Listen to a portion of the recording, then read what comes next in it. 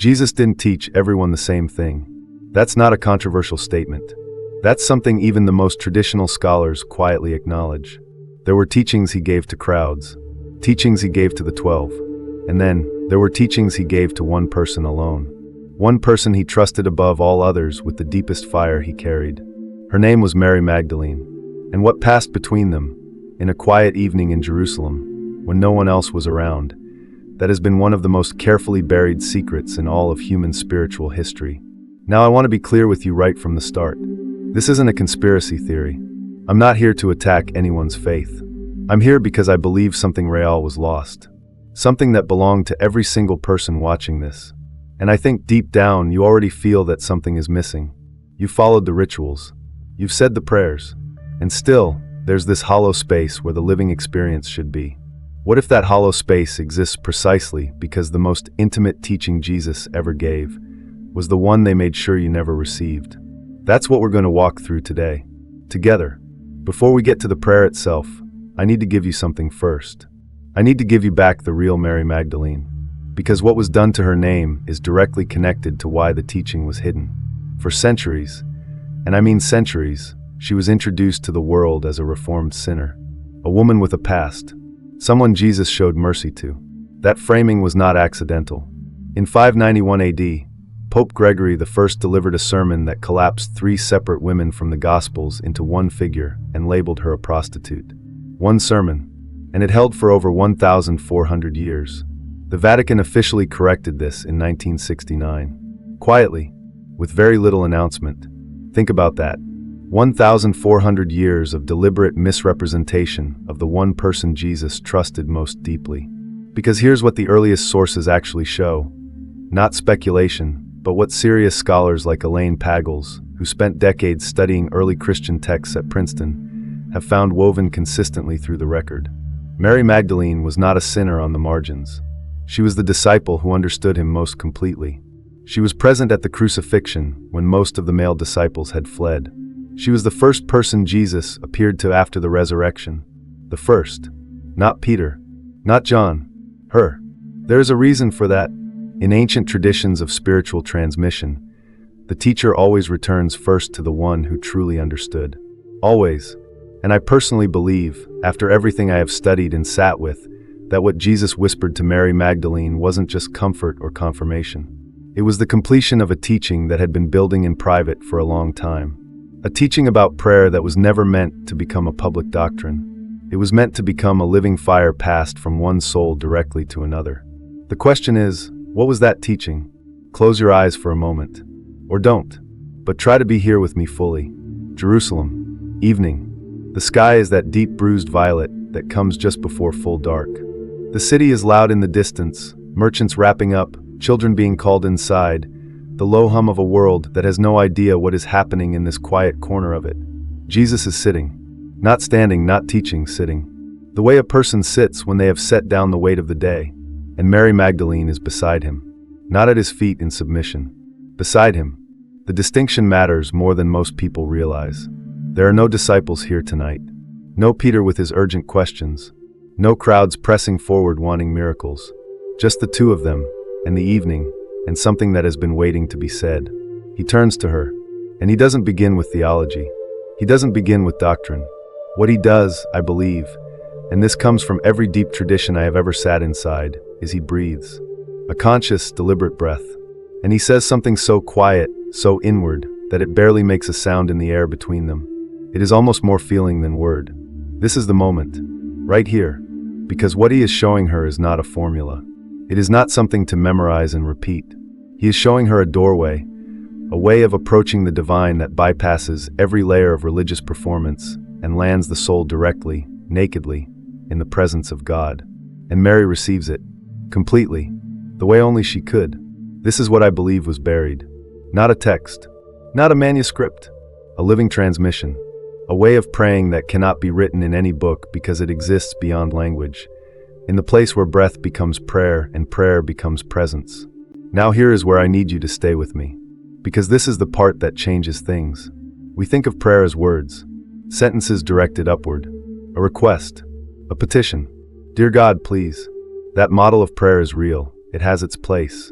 But what Jesus was transmitting to Mary Magdalene that evening was something categorically different. It was prayer as a state of being. The oldest surviving form of the Lord's Prayer, not the English translation, but the original Aramaic, the actual language Jesus spoke, opens with a word that has no clean English equivalent. The word is Abwoon. Most translations flatten it to Our Father. But scholars of Aramaic like Neil Douglas-Klotz, a linguist and theologian who spent years reconstructing the original Aramaic prayers of Jesus, have shown that Abwoon is something far deeper. It means something closer to the breathing, vibrating source of all existence from which I was born and to which I return. Not a father figure in the sky. A living, breathing presence that you are already inside. That single word reframes everything. Because if the opening of the prayer means I am already inside the breathing of God, then prayer isn't about reaching upward to something distant. It's about waking up to something that is already here, already happening, in your own breath, right now, in this moment. This is the teaching Jesus couldn't give to crowds. Crowds need structure. Crowds need ritual. Ritual is not wrong, but it is the outer form. What he gave Mary was the inner fire behind the outer form. The prayer he whispered was essentially this, not in words you can memorize, but in meaning you can feel. Stop reaching. Stop performing. Be still. And in that stillness, know that you are already held. That's it. That is the forbidden prayer. And I know that sounds almost too simple, but that simplicity is exactly why it was dangerous. Because here is what that teaching does. If it spreads, it makes every individual a direct channel to the divine. No intermediary needed. No priest required to translate your prayers into acceptable language. No institution standing between you and the living presence of God. You can feel where this is going. In 325 AD, the Emperor Constantine, not a theologian, but a political ruler who understood that a unified religion meant a unified empire, convened the Council of Nicaea. The decisions made in that room didn't just shape Christian doctrine. They decided what Christianity was allowed to be. Certain texts were removed from circulation. Certain teachings were reclassified as heresy. The inner, mystical dimension of what Jesus taught, the part that said you don't need a system to touch God, that part became politically inconvenient almost overnight. I want to be fair here. Constantine didn't single-handedly corrupt something pure. It's more complicated and more human than that. Institutions, by their nature, need order. They need doctrine. They need walls. And some of what they preserved was genuinely valuable. But in building those walls, they enclosed the outer teaching and quietly let the inner one go dark. What survived institutionally was exoteric Christianity, the outer form. The creeds, the rituals, the hierarchies. What was suppressed was esoteric Christianity, the inner experience, the direct knowing, the prayer that needed no priest. And the most powerful symbol of that inner teaching was Mary Magdalene herself. Which is exactly why they spent 1,400 years making sure you saw her as a sinner first and a mystic never. But here is what they couldn't erase. The living transmission doesn't die when you burn a text. It moves. It finds other vessels. It goes underground and flows like water beneath the surface of official history. And every few centuries, it surfaces again in someone who simply cannot stop themselves from speaking the truth. Meister Eckhart, a 13th century German mystic and theologian, who was so direct about this inner reality that the church formally condemned him, once said something that I believe is the closest thing in recorded language to what Jesus whispered that evening in Jerusalem. He said, "The eye through which I see God is the same eye through which God sees me." One sentence, and it contains everything, because what Eckhart is describing and what Jesus was transmitting to Mary is the dissolution of the gap. The prayer isn't you speaking to God from a distance. The prayer is the moment you realize the distance was never real. This is called kenosis in the mystical Christian tradition, a Greek word meaning self-emptying. It is what Jesus modeled in the Garden of Gethsemane when he said, "Not my will, but yours." That wasn't defeat. That was the teaching. That was the prayer in action, the complete surrender of the separate self into the larger presence. Mary Magdalene understood kenosis at a level the other disciples hadn't reached yet. Not because she was more special as a human being, but because she had received the inner transmission directly. She knew that the self that prays and the God being prayed to are, at the deepest level, one movement. That is the esoteric heart of the forbidden prayer. And it has always been there, hidden in plain sight, buried inside the outer tradition, waiting for someone willing to look past the performance into the fire underneath. And now I want to speak to you directly, because this is where it becomes personal for me. I spent years inside the outer form, saying the right words, following the right steps. And I genuinely believed that sincerity plus repetition would eventually produce the experience I was looking for. The felt presence, the living contact, the thing all the great mystics seemed to have, that quiet, unshakable sense of being held by something real. It didn't come from more words. It came the first time I stopped, completely stopped, and just breathed. And in that breath, without performance, without petition, without trying to reach anything, something arrived. Or more accurately, I realized something had always been here. That was the moment I understood what the forbidden prayer actually was.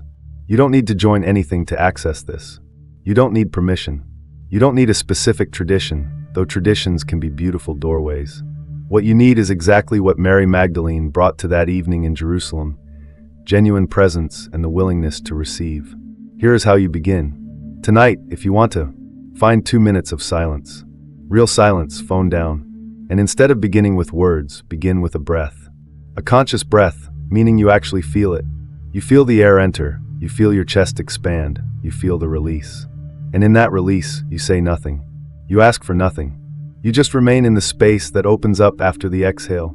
That space, that quiet gap between your breath out and your breath back in. That is the doorway. That is where the forbidden prayer lives. It was never forbidden because it was dangerous. It was forbidden because it was free. And free people are very difficult to control. So let me bring you back to where we started. Jesus didn't teach everyone the same thing. And what he gave to Mary Magdalene in that quiet Jerusalem evening wasn't a secret meant to stay secret forever. I believe, genuinely believe, it was a teaching meant to survive in exactly this way. Not through institutions, not through documents, but through individuals across centuries who felt the hollow space, asked the real question, and were willing to sit in the silence long enough to receive the answer. You're one of those people. I know that because of why you clicked on this video. Something in you already knew there was more. That hollow feeling wasn't emptiness, it was readiness. The prayer was never truly hidden. You just had to be ready to hear it in the silence. And now you are. If this touched something real in you, drop the words, "I am ready," in the comments below. That's it. Just those 3 words. Because I want to see how many of us there are. How many people were quietly waiting for this? You might be surprised how many souls show up. And if you want to go deeper, if you want more of these hidden teachings, the ones that were buried, the ones that were never meant to disappear, subscribe. Hit that bell, because what we covered today is only the beginning. There is so much more waiting for you here. The silence is calling. Come back for the next one.